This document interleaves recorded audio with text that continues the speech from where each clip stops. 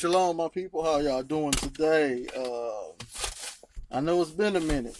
It's been a minute indeed, but I'm trying to finish up that whole 6 books of Josephus. I got 30 more minutes left before I'm done with the 25 odd hours of nothing but the War of the Jews. I listen to everything straight through so I can get the whole picture. I don't like breaking stuff up because you get half truths and half informations. So now, I'm not going to pitter-paddle around. I'm just going to go straight into it, dealing with the tribulation period. Okay, so now, many people will have you believe that we are in the tribulation period right now. Many people will have you believe that the Bible itself is speaking on us right now. So, I will now go back into the original setting of some of these works and actually provide and prove without a shadow of a doubt that the Bible is a history book and is written for our understanding of the kingdom and what we must do to please the Father. But it's not written about us. It's nothing about us. It's about our forefathers. We just take what our forefathers did and how the Most High reacted and had a unison with them, and why he wanted the new covenant. We understand all this information, and then we apply what we learned from it and embrace the new covenant. But first, let's try to set up the tone with the tribulation period. All right. So now, first thing first, Deuteronomy 28. I'm just going to read 15, and then I'm going to skip around. But it shall come to pass, if thou wilt not hearken unto the voice of the Lord thy God, to observe to do all his commandments and his statutes, which I command thee this day, that all these curses shall come upon thee and overtake thee. So now, he gave them statutes and commandments. So them two different categories. So let's don't confuse them and let's don't mix them up. But he gave them statutes and commandments. He told them that those curses under the Mosaic covenant, and let's just make sure, Deuteronomy 29:1. These are the words of the covenant which the Lord commanded Moses to make with the children of Israel in the land of Moab, besides the covenant which he made with them in Horeb. So we have Moses making the covenant with the children of Israel again, like he made with them in Horeb. So Moses is making the covenant, but it's through the Most High. The Most High is telling Moses what to say. Moses is saying it. Hence why we say the Mosaic covenant. So now, Deuteronomy 30, was that 2? Well, first of all, Deuteronomy 31 and 29. For I know that after my death ye would utterly corrupt yourselves, and turn aside from the way which I have commanded you, and evil will befall you in the latter days, because ye will do evil in the sight of the Lord, to provoke him to anger through the work of your hands. So now, Moses is trying to tell Israel what was going to come upon them or befall upon them during the latter days, the end times according to the Bible. So he was not addressing those Israelites that were in the wilderness. He was telling the Israelites in the wilderness what their offsprings or what their descendants should expect, because eventually they're going to fall from grace. That's all that's going on right here. He's delivering the information or what was going to happen to the descendants of those that were in the wilderness. So they were supposed to take this information and relay it. They're supposed to pass all of this information down. As we can see in the Ark of the Covenant, it had a section for the law. And all of these things were passed down along right with it. Traditionally, orally, as well as written. So now, uh, Deuteronomy 32:5. They have corrupted themselves. Their spot is not the spot of his children. They are a perverse and crooked generation. All right. Verse 20. And he said, I will hide my face from them. I will see what their end shall be. For they are a froward generation, children in whom is no faith. So now, if we already knew the Most High in this covenant right here, the Most High pretty much had Moses to create the tabernacle, and eventually it turned into the house or the temple. But the Most High is letting them know here that eventually he was going to leave their presence, which is that temple. He was going to hide his face from them. Verse 29. Oh, that they were wise, that they understood this, that they would consider their latter end. See, all of these prophecies were for the end time, the end days, not the days of them living in the wilderness, but the end days, the end days that the Bible speaks of, not the end days that me and you speak of, or we try to say what the end days are. We're talking about the end days that the Bible speaks of. Verse 35, to me belongeth vengeance and recompense. Their foot shall slide in due time, for the day of their calamity is at hand, and the things that shall come upon them make haste. Verse 43, rejoice, O ye nations, with his people, for he will avenge the blood of his servants, and will render vengeance to his adversaries, and will be merciful unto his land and to his people. So all of these are about what's supposed to occur in the end times. So now you have to find out, when was the end times according to the Bible, because all of these prophecies are end time prophecies of what I just read. So the Mosaic covenant has some of the end time prophecy. In fact, that's where most of the prophets pulled from, was that Torah, or the curses and the blessings in the Torah. That's where most of them pulled from.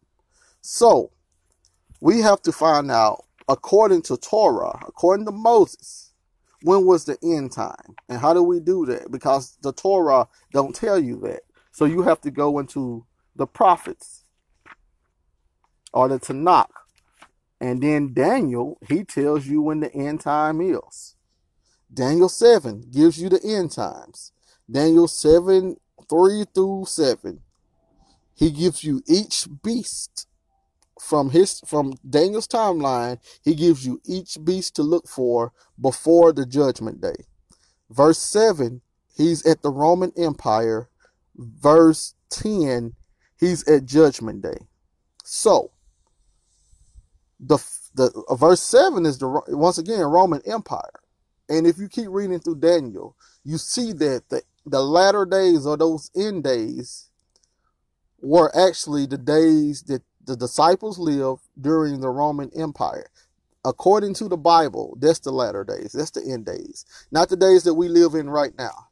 We're past the latter days. The Bible had its own specific timeline. That timeline, except the everlasting kingdom, stopped at a specific point.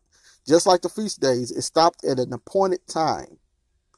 So, Daniel 70 weeks has to occur during what? The fourth beast. Every prophecy. Let's go back to it again. Deuteronomy 32:35. To me belongeth vengeance and recompense. Their foot shall slide in due time, for the day of their calamity is at hand. And the things that shall come to pass, that shall come unto thee, make haste. You see, this is an end time prophecy. He will avenge his servants. That's an end time prophecy. You go to Isaiah. Let's keep going. Let's keep going to just a few of the end times prophecies. Isaiah 65:25. The wolf and the lamb shall feed together.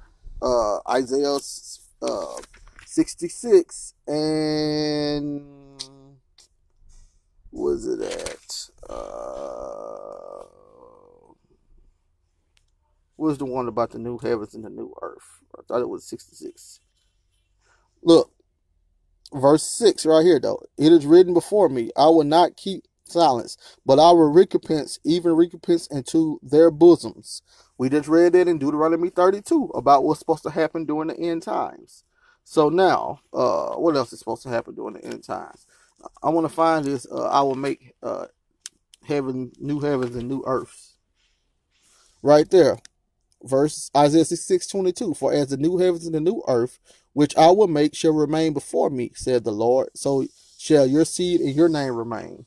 Jeremiah 31 and 30. Jeremiah 31 and 30. What, 31, 31? Behold, the days will come with the Lord that I will make a new covenant with the house of Israel and with the house of Judah. So all of these are end time prophecies. So what's the main thing we need to look for? Dead vengeance. To me belongeth vengeance. I will avenge the blood of my saints. So once you go into the fourth empire, because once again, remember, Daniel gave the timeline. This all had to occur during the fourth beast, which is Rome. So once we go to the Roman Empire's rulership, which is the New Testament, that's why they got it separated like that. The New Testament was written under Rome. This is why Christ was able to say in Luke 21:22. Look what Christ says. Luke 21:22 says, I'm going to start at 21:21.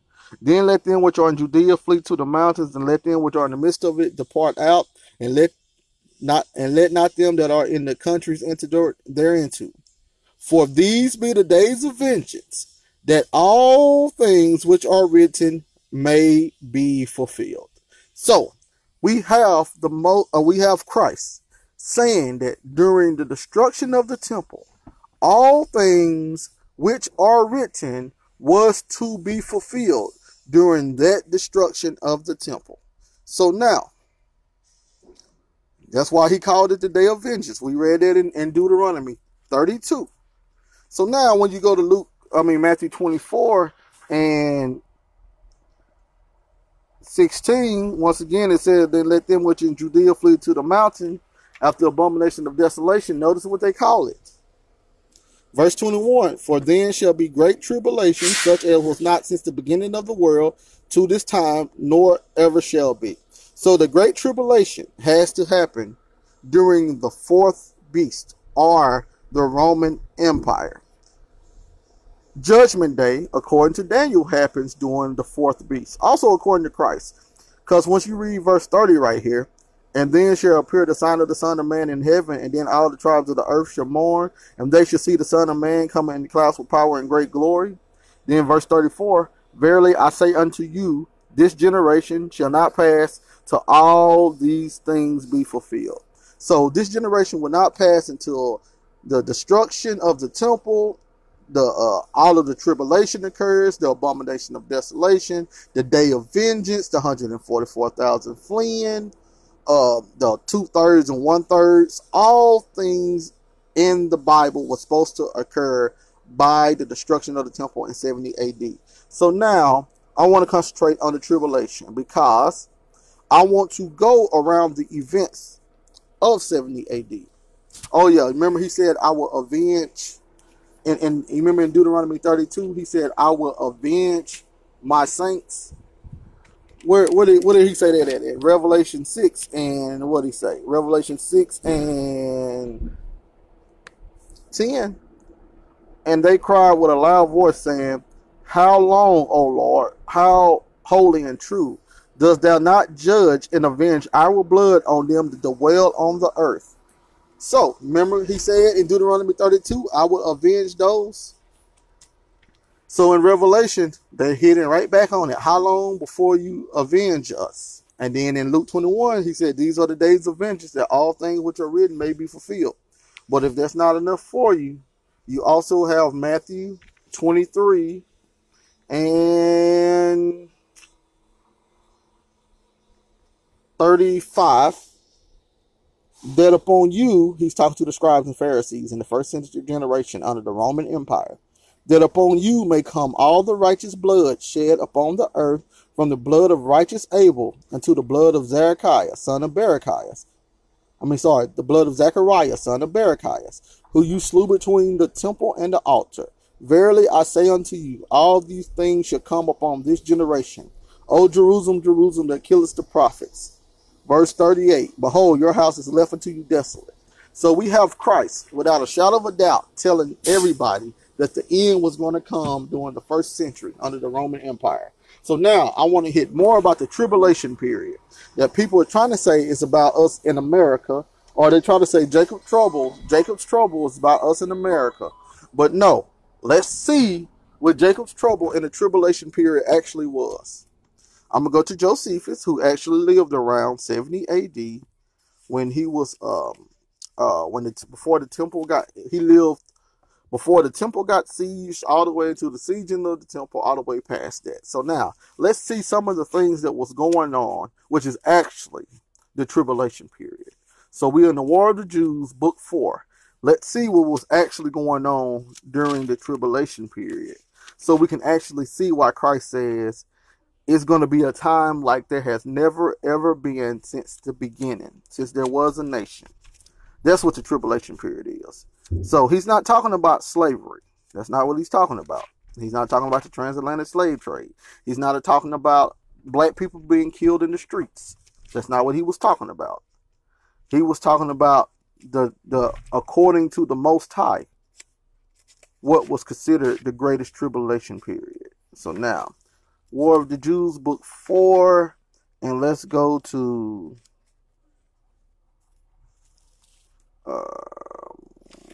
let's see what else they was doing.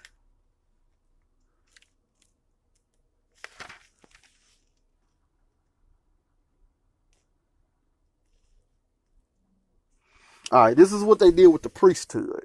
This is what happened with the priesthood. War of the Jews, book 4, chapter 3, section 6. Now the people that were come to the degree of meanness and fear, and these robbers to the degree of madness, that these look upon them to appoint high priests. All right, so let me set the tone what was going on. Okay. Rome destroyed Galilee, right? So Galilee has some characters inside of it that was not quite good characters. In fact, they were evil men, and the Most High was bringing their destruction upon them. Well, all of them did not get destroyed. They actually fled over into Jerusalem, and they flattered the people with the flattery, and they tricked the people into letting them in Jerusalem. And what they were saying, well, Rome is coming, they're destroying everything. So we came here to encourage you all and fight along with you all, so we all can show them the power of God and all that stuff. So they tricked the people in Jerusalem, and the people of Jerusalem went right along with it. So now they start creating these factions. They start going around talking to all the young people, puffing all the young people up, and they joined like 3 different factions inside of Jerusalem, and they started robbing people. All people that they felt was weak inside of Jerusalem, they was robbing, they was killing, raping, pillaging, all of that stuff. So that's the tone. So now, this is what those robbers did to the priesthood. So when they had disannulled the succession according to those families out of whom the high priest used to be made. So in other words, I'm just catching you up. These men found 2 of the high priests that was in succession to get the high priest handed down to them, and they cut their throats. They killed them. So now they start killing all of the priests off. So this is what they did. So when they had disannulled the succession according to those families out of whom the high priest used to be made, they ordained certain unknown ignoble persons for that office, that they might have their assistance in their wicked undertakings. For such as obtained this highest of all honors without any desert was forced to comply with those that bestowed it upon them. So they took the priesthood and they started electing anybody that they wanted to be inside of the priesthood, and can nobody turn it down? Tell me that's not wicked. We talking about how the Most High feels about this stuff, not me and you. This is how the Most High feels about his holy priesthood. So now, by mutual quarrels of those who might have obstructed their measures till at length, when they were satiated with the unjust actions they had done towards men, they transferred their contumelious behavior to God himself and came into the sanctuary with polluted feet. So now they're polluting the sanctuary. First, they didn't destroy the priesthood. Now they're polluting the sanctuary. This happened during 66 through 70 AD. This is the tribulation period spoken of by the Bible. This is the true tribulation period. Not what people are trying to tell you it is today. All right, War of the Jews, book 4, book 4, chapter 7. Let me say that again. War of the Jews, book 3, chapter 5, section 7. I know it's a lot to say. And now the multitude were going to rise against them, for Ananus, the ancientest of the high priests, persuaded them it. He was a very prudent man and had perhaps saved the city if he could but have escaped the hands of those that plotted against him. Those men made the temple of God a stronghold for them, and place whither they might resort in order to avoid the troubles they feared from the people. The sanctuary was now become a refuge and a shop of tyranny. So now the people were hiding in the sanctuary, right? The holy sanctuary that's supposed to be only ordained for the high priest. The people were hiding in it. And how far their own power extended.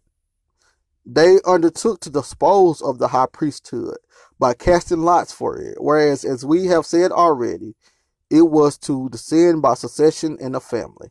So they start selling off the priesthood, trying to see who wanted the priesthood, So they did away with the Levitical priesthood. See, we see a little of this during the Maccabean era, but we know that the Most High likes working in cycles.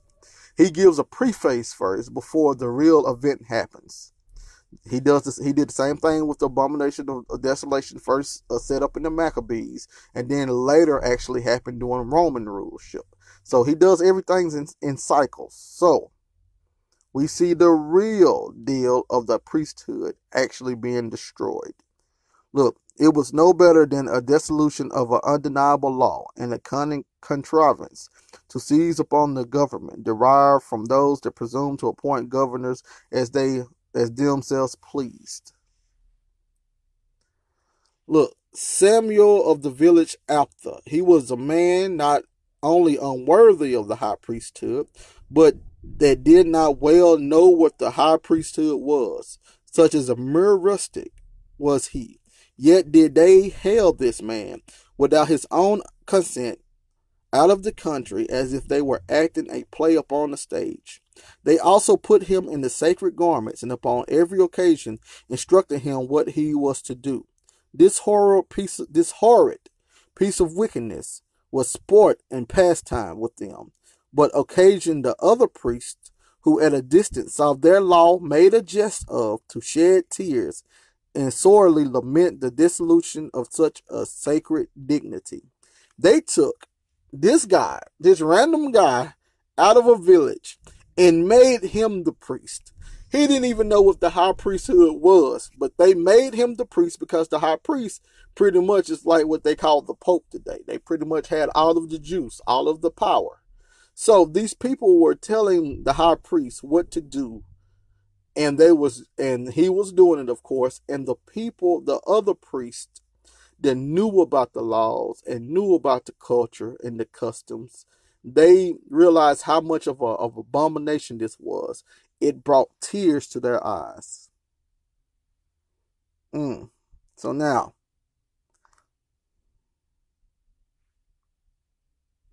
look where it's here. Ananus stood in the midst of them, and casting his eyes frequently at the temple, and having a flood of tears in his eyes, he said, "Certainly it had been good for me to die, but before I have seen the house of God full of so many abominations." To see the house of God full of so many abominations with an S. Okay. So that's more than one abomination. It was a bunch of abominations. So let's see where we can find this at. Daniel 9:27. And he shall confirm the covenant with many for 1 week, And in the midst of the week, he shall cause the sacrifice and oblation to cease. And for the overspreading of abominations, he shall make it desolate, even until the consummation. And that determined shall be poured upon the desolate. We are seeing prophecy being fulfilled during 70 AD. And this is just the tip of the iceberg. So are the sacred palaces that ought not to be trodden upon random, filled with the feet of those blood-shedding villains. Yet do I am clothed with the vestments of the high priesthood, and am called by the most venerable name of high priest, still live, am about to, and but too fond of living, and cannot endure to undergo a death which would be the glory of my age. And if I were the only person concerned, and as it were in the desert, I would give up my life, and that alone for God's sakes. For what purpose is it to live among a people insensible of their calamities? Now, can't we find that also in the Revelation? Now, I might not be able to find it. When it said that they wished for death, but death fled them.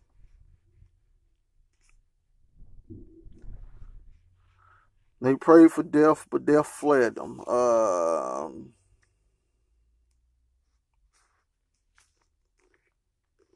I can't find it right now. I'm not going to look because I got to keep going. But look, let's read War of the Jews, Book 4, Chapter 3, Section 10. Because a lot of people had a lot of things, like in our community, we have things against the Romans. We said the Romans were so bad, blah, blah, this and that. The Romans destroyed everything, blah, blah, this and that. The Romans. I want to show y'all that what the Romans did at the end, yes, okay. But these are Jews that's doing all of this stuff. So let's see what else the Jews did. 131. Will you bear, therefore? Will you bear to see your... In fact, let's...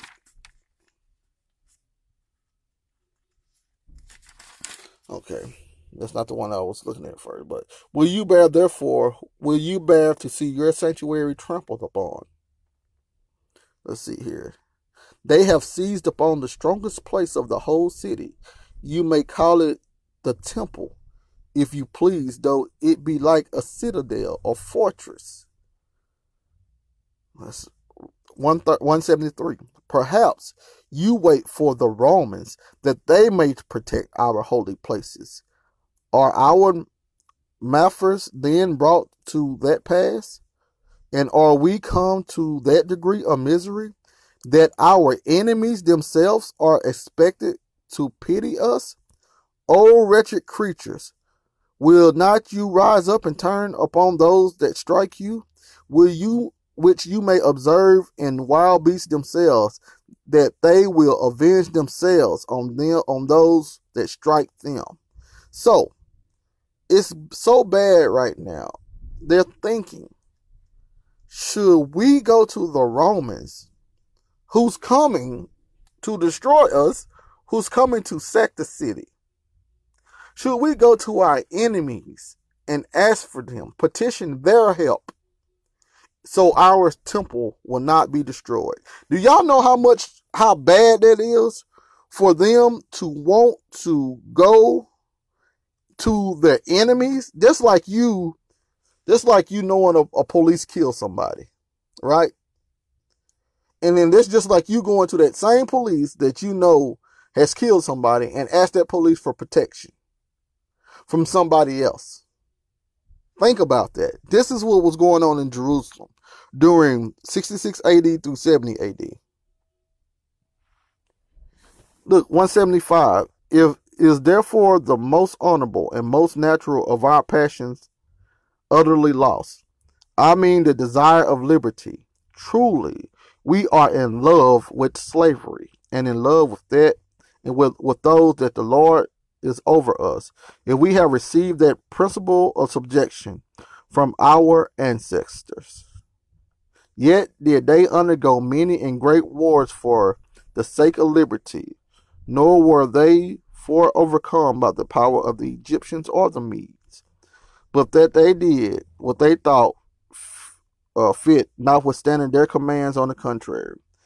And what occasion is there now for a war with the Romans? So now you have them in there trying to teach them or trying to tell them, let's don't go against the Romans. Let's don't war with the Romans because the Romans are real powerful. Let's stop this seditious acts that we're doing inside of Jerusalem. Let's stop it right now because we're not strong enough to go against the Romans. That was going on, but the people weren't hearing that. 180. However, since I had not occasion to mention that the Romans, I will not conceal a thing that I am speaking comes into my mind and affects me considerably. It is this, that though we should be taken by them, God forbid the event should be so, yet can we undergo nothing that will be harder to be borne than what these men have already brought upon us. How then can we avoid the shedding of tears when we see the Roman donations in our temples, while we withal see those of our own nation taking our spoils and plundering our glorious metropolis and slaughtering our men, from which enormities those Romans themselves would have abstained? So, what he's saying is, as y'all can tell, the Romans actually gave donations to the temple, as well as other nations. They all gave donations to the temple. Everybody glorified the temple in Jerusalem.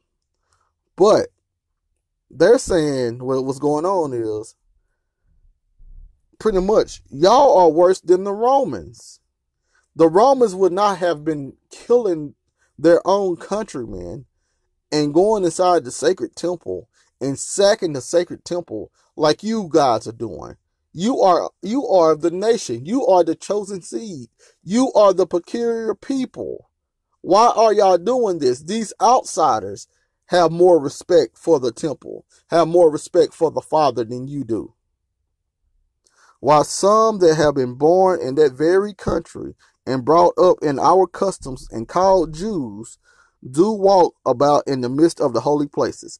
So right here in Josephus, it pretty much shows you right here, right now, that people being called Jews was more than a bloodline. Once again, just because you were from Judah, Benjamin, and Levi, that made you Jew nationally. But they had these outsiders, these proselytes, these people that were not Jews. These people, as long as they was raised up in the customs, they was able to be called Jews. So these non-Israelites, by blood and birth, was considered a Jew, was considered an Israelite by doing the laws, by doing the customs of Israel. I bet you all didn't know that, did you? Shalom, John, shalom. Once again, everybody think this is a pride thing. I'm from the nation of Israel. I'm a this, that, Israel. You can see right here that back then they wasn't worried about pretty much the bloodline. They was worried about if you were doing these commandments. I mean, the laws, the statutes, the commandments, the customs. That's what made you a Jew back then.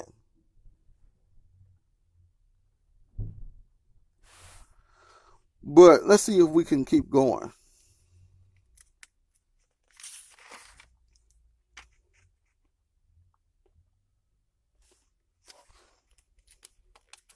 I want to go through more of the tribulations because right now we're hitting some light stuff.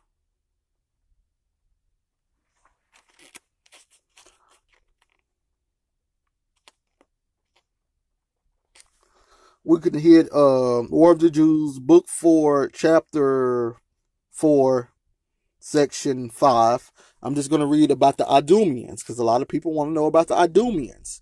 You see, Idumeans was pretty much descendants from Edom.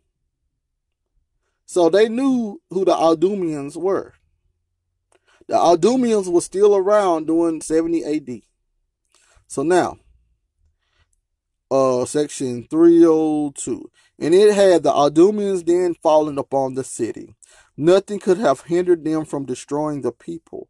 Every man of them, such was the rage they were in the time. But they failed. But they first of all made haste to get the zealots out of custody. So the zealots was going around destroying people. They was doing all this stuff. So the people went and got the Idumeans and told the Idumeans a lie. And the Idumeans came over into Jerusalem and they killed off a lot of people and they broke free the zealots. So now you have the Idumeans in Jerusalem killing people. You have the zealots, which were Israelites in Jerusalem killing people. So now you have two factions inside of Jerusalem right now killing Israelites, killing Jews. Look, we at War of the Jews, book 4, chapter 5, section 2. 310. The Zealots also joined in the shouts raised by the Idumeans, and the storm itself rendered the cry more terrible. Nor did the Idumeans spare anybody, for as they are a naturally and most barbarous and bloody nation. Y'all see why Esau came out hairy? He was like a beast. He was a bloody. He was a beast. That's that beasthood in him. Ain't got nothing to do with the white man. It was his attribute. It was two nations inside her womb. One nation was barbarous and bloody. The other was kind. That's why you got Esau and Jacob. It has nothing to do with color. But for as they are naturally a most barbarous and bloody nation, and had been distressed by the tempest, they made use of their weapons against those that had shut the gates against them. We can go to 2. Well, we can go to 313. And now the outer temple was all over. Sorry. And now the outer temple was all of it overflowed with blood. And that day, as it came on, saw 8,500 dead bodies there. But the rage of the Idumeans was not satiated by these slaughters. But they now betook themselves to the city and plundered every house and slew everyone they met. And for the other multitude, they esteemed it needless to go on with killing them. But they sought for the high priest, and the generality went with the greatest zeal against them. And as soon as they caught them, they slew them. And then standing up upon their dead bodies in a way of jest, upbraided Ananus with his kindness to the people, and Jesus, which his speech made to them from the wall. Once again, these were pretty much considered the two witnesses in Revelation. It would be those guys. It would be them. And I'll read a little bit of it. These were the two people that was warning Israel, or the Jews, about the calamities to come. And they weren't listening to them. So I'm going to give you a little bit. 322. Jesus also joined him, and although he was inferior to him upon the comparison, he was superior to the rest. I cannot but to think that it was because God had doomed this city to destruction as a polluted city, and was resolved to purge his sanctuary by fire. Remember? That's the fire, the unquenchable fire that they was talking about. And he cut off these their great defenders and well-wishers. And I cannot but imagine that virtue itself groaned at the men's cases and lamented that she was here so terribly conquered by wickedness. And that was the last, and this was at last the end of Ananias and Jesus. When they was destroyed, that's when the city actually started coming down. We got the Zacharias right here, son of Barachias, that was going to be slain between the temple. But Let's see what else we got. War of the Jews, chapter 6. War of the Jews, book 4, chapter 6, section 1.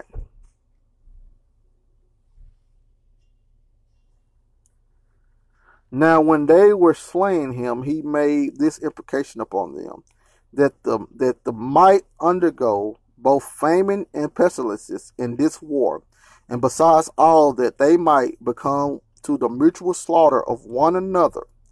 All with imprecations God confirmed against these impious men, and was what came most justly upon them, when not long afterward they tasted of their own madness and their mutual seditions one against another. What do we find that at? What do we find that at? Where do we find the sedition one against another? Matthew 24, verse 12. And because iniquity shall abound, the love of many shall wax cold. Where else do we see it at? We see Matthew 24:7. For nation shall rise against nation, kingdom against kingdom, and there shall be famines and pestilences and earthquakes in diverse places. We seeing all this is occurring. We got the Great Tribulation right here. Verse 10. And then shall many be offended, and shall betray one another, and shall hate one another. So, we're seeing all of this right here. We got the pestilences, we got the famines, we got people betraying each other. We got the temple being polluted, which was the abominations of desolation. What more do we need? Let's keep going on to see how wicked this place was. Yeah, once again, the tribulation period, it was so much blood coming out of the temple. It looked like a river of blood. This is the tribulation period that the Bible speaks of. But let's keep going.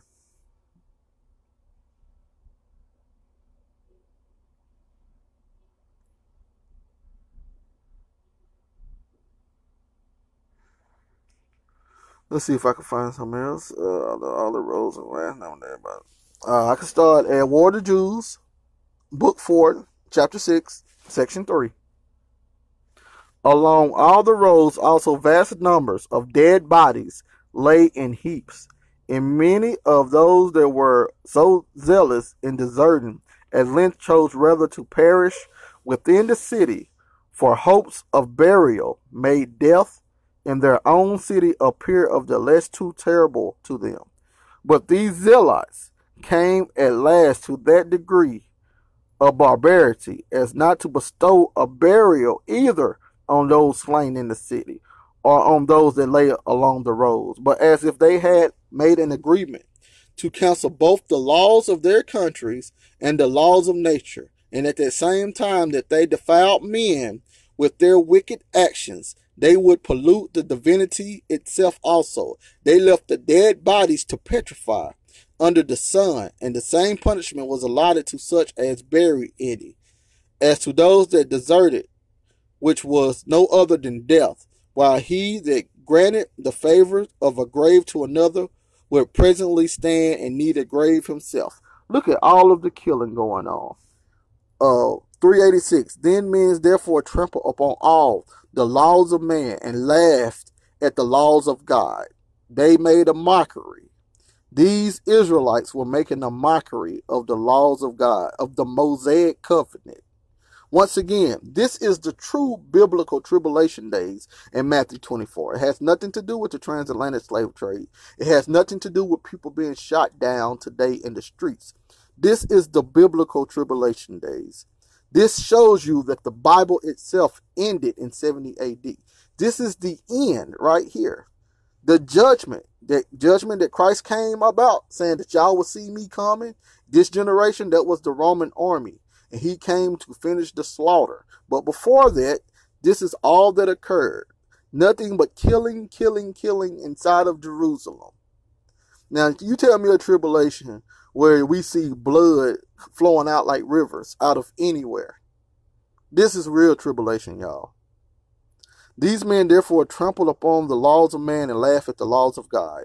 and for the oracles of the prophets that ridicule them as the tricks of jugglers. Yet did these prophets foretell many things concerning the rewards of virtue and punishments of vice, which when these zealots violated, they occasioned the fulfilling of those very prophecies belonging to their own country. For there was a certain ancient oracle of those men. All right, y'all, this is an oracle that we don't have. So this shows that the Jews had written order or oracles as well as verbal oracles that did not make it over here to the United States or the Western world. For there was a certain ancient oracle of those men that the city should be taken and the sanctuary burnt by the right of war, when the sedition should invade the Jews, and their own hands should pollute the temple of God. Now, while these zealots did not disbelieve these predictions, they made them themselves the instruments of their accomplishments. So now, I can keep going through it over and over again and showing how many people died. How many people died from famine? How many people died from this? How many people died from that? But it's one thing that I want to show you, and then I think that they're done with my load.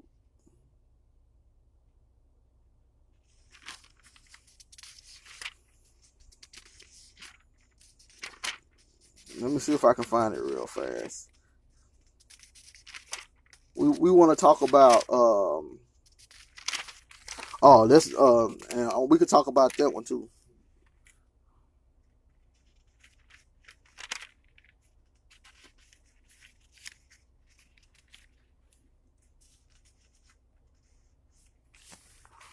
All right, I want to go there and go there.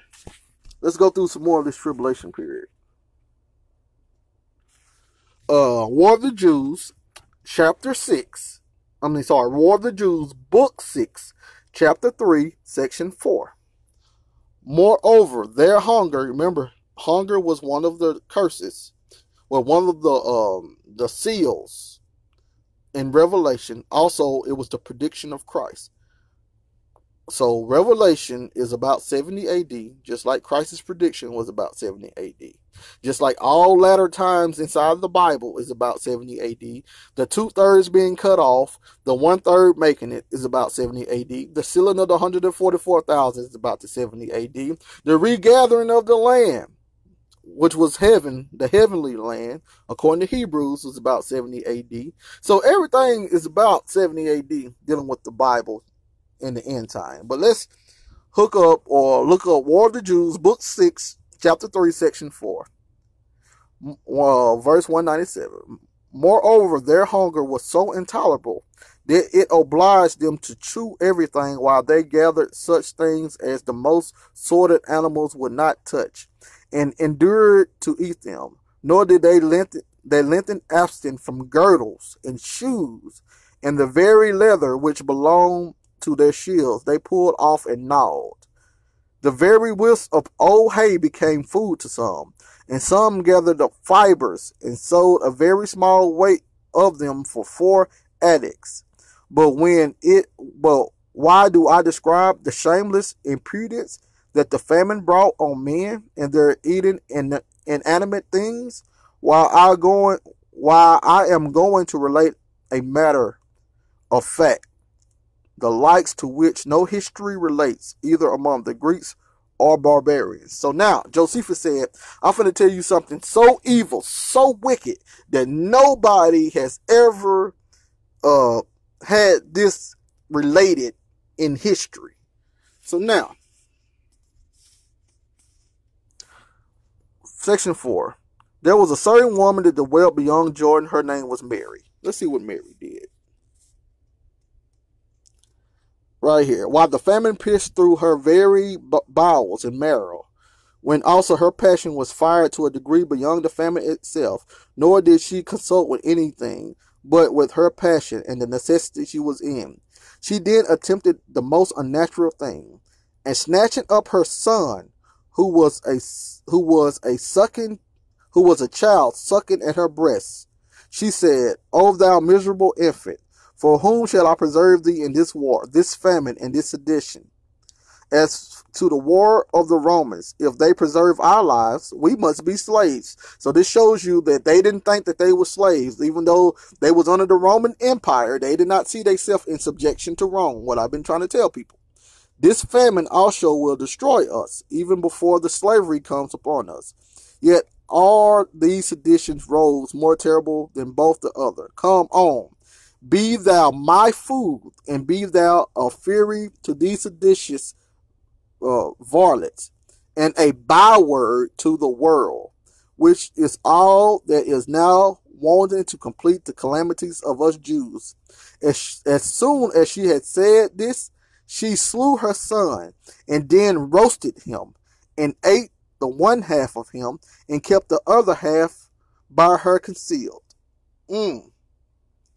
She killed her son.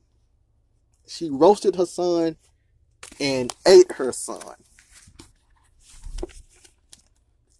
She said that she will become a byword to all nations. Deuteronomy 28 and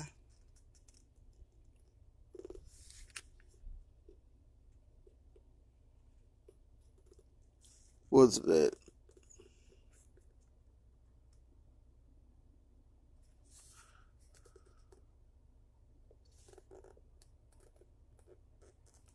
Hold on, let me find it real fast.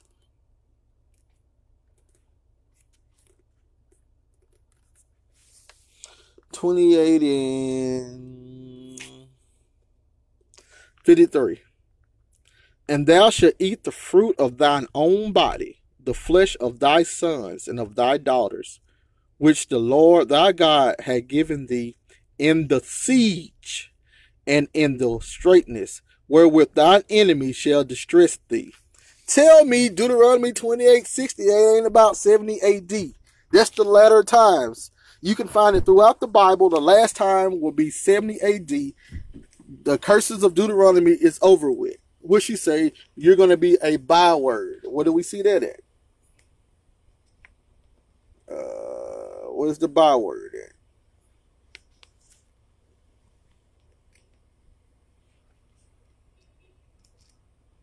Y'all know it's in here somewhere. I have to find it. I didn't have it listed.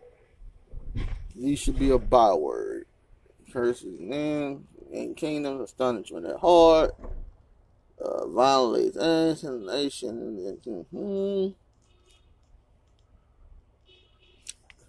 I can't find it right now. Y'all know in the curses. Y'all know it's in the curses. You should be a byword for all what you call us. I'll find it later. But the last thing what everybody would like to talk about, Deuteronomy 28:68. And the Lord shall bring thee into Egypt again with ships, by the way whereof I spake unto thee. Thou shalt see it no more again, and there you shall be sold unto your enemies for bondmen and bondwomen, and no man shall buy you. Oh man, see, that's about America. That's what everybody want to rely on. They're dealing with America. War of the Jews, Book 6, Chapter 9, Section 3.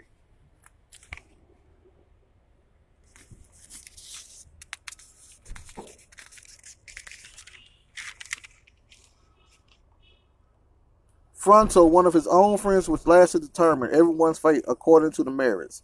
So this Fronto slew all that had been seditious and robbers and who were impeached by one another. But the young men he chose out of the tallest and most beautiful and reserved them for the triumph. And as for the rest of the multitude that were above 17 years old, he put them into bonds and sent them to the Egyptian mines. Titus also sent a great number into the provinces as a present to them, that they might be destroyed upon their theaters by the sword and the wild beasts. But those that were under 17 years of age were sold for slaves. The number of those that were carried captive during the whole war was collected to be 97,000. And then right here you have them more talking about them going on the ships. But let me give y'all the backstory so y'all can look it up in history. Because we have Deuteronomy 28:68 been fulfilled during 70 AD, which is Josephus' time. It has nothing to do with the transatlantic slave trade. The only way it has to do with the transatlantic slave trade is you change the word from Egypt to mean bondage, like people do, and then try to make it be like it's talking about America. But once you go into history, you look up what Rome did. When Rome took everybody's slaves, they took them to their province, which was northern first. They rounded all of them up, all the ones they wanted to sell.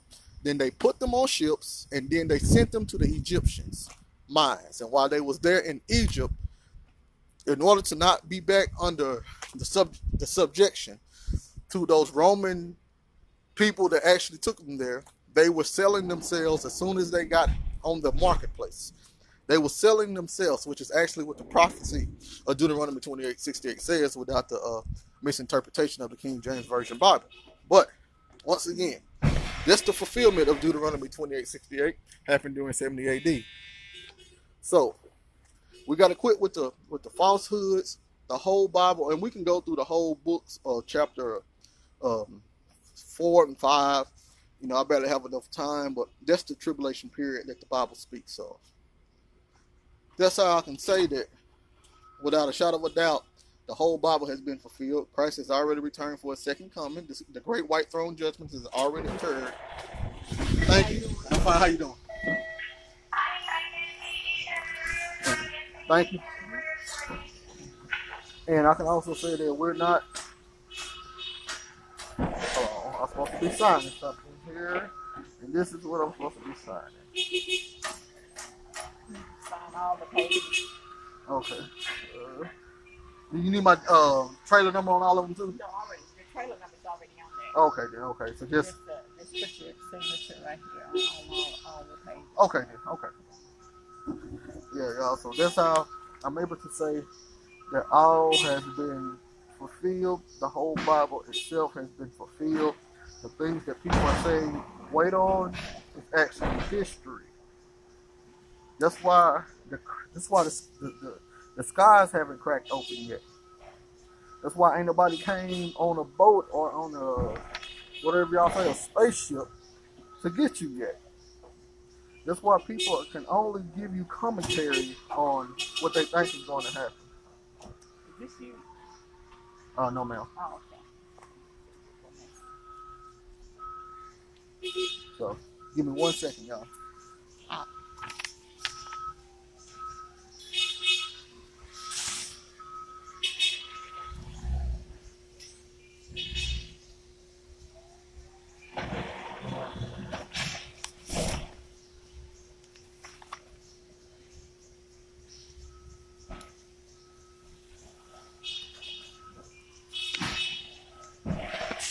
Yes, I'm almost done.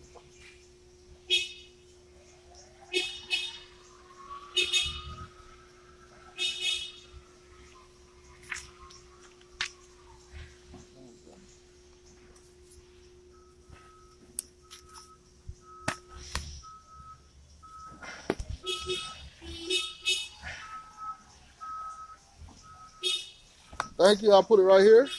And see y'all next week. Okay. All right. Yes, ma'am.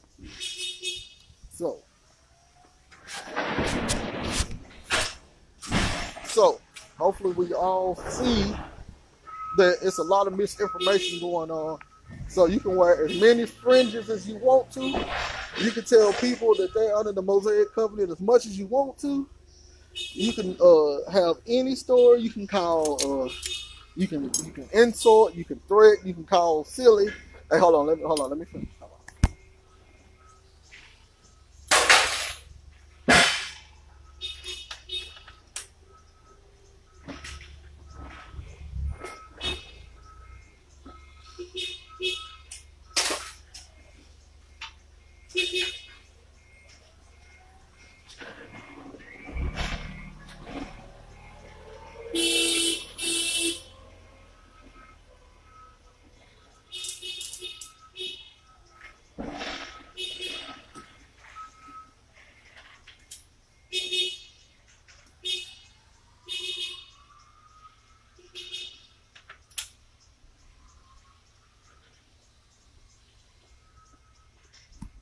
All right, so now I'm back. So, the timeline of the Bible was only supposed to get us up into the kingdom of heaven or the new covenant. Have a good day. Or the new heavens and earth being accessible to mankind. The Bible had a beginning, and then it had a what we call kingdom age. We're in the kingdom age or the Messianic age or David's reign or everlasting the new covenant era, everlasting life, however you want to look at it. But there's biblical proof. That's why the Most High was able to say, that's why Christ was able to say, these are the days of vengeance, which everything written will be fulfilled. That's why Christ was able to say that. Because those were the days of vengeance, that all things which were written was fulfilled. So, you can go through the whole, what about this verse? What about that verse? What about that book? What about that book? When did this happen? When did that happen?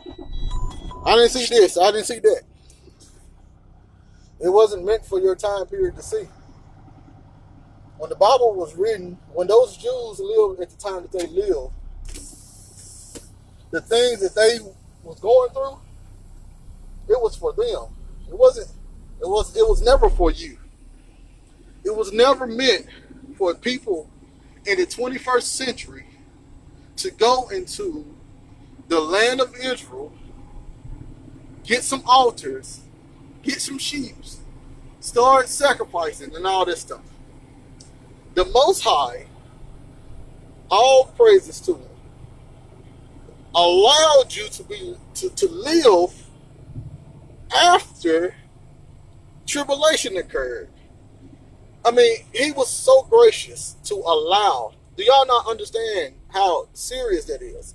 He was so gracious to allow you not to see none of the wickedness, for you not to go through any of the wrath dealing with you breaking the covenant. Because we fall short every day, right? But through Christ, we have a mediator. Through the new covenant, we don't have the wrath no more. So there's still a way. You know what I'm saying? We was created to live in an era where the kingdom of heaven is here upon earth. It's tabernacling with mankind. If you want to praise the Most High, you can praise him. If you want to talk to him, you can talk to him. The things that you need, he provides. It's not a bloodline thing now. Now it's a covenant thing. He made it so easy that a caveman can do it. And what do? We teach ourselves out of it, and we misinform people. And when you tell people the truth, they want to look at you like you crazy. I go through it all the time. I tell people, hey, all this has been fulfilled already. Oh man, you crazy. You don't know what you're talking about. You ignorant. You stupid. You dumb. You got a demon. You got spirits on you. That's that. What's that? You under the white man doctrine. All that craziness.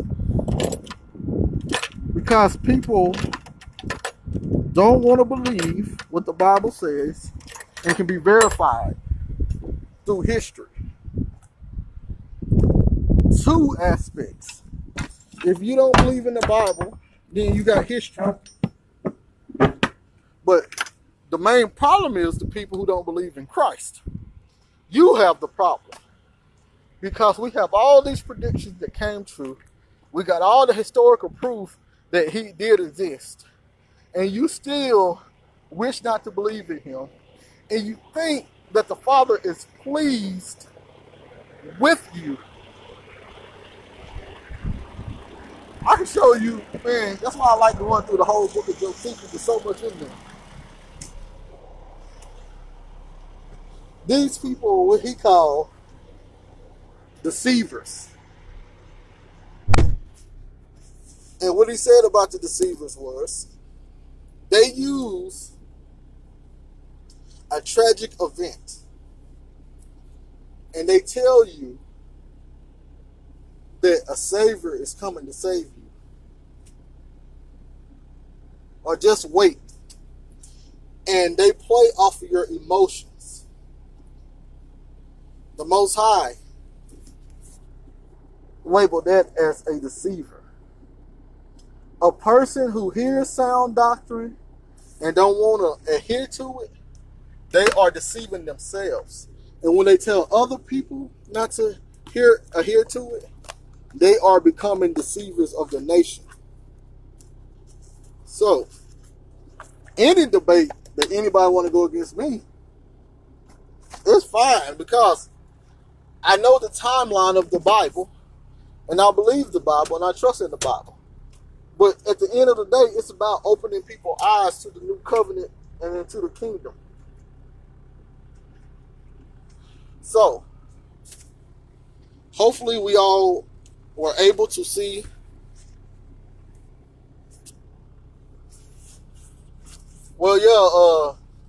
which that by itself is impossible, Brother John. We all know that, a lot of people don't know, but once you go through the history, once you go through the culture and the history, you see that the Jews, the original Jews, not the Japhetic Jews, but the original Jews, were of Negroid descent. So that got to be, Christ was of a Negroid descent. That's who the Most High chose to inhabit his spirit when he sent him on the earth. What they call the so-called black man. That's what the spirit was inhabiting in. But that's not meant for anybody to be puffed up because of that. During 70 AD, you don't see that you don't see nobody was puffed up because of their so-called skin complexion. They was puffed up because of their nation, what their nation did as a whole.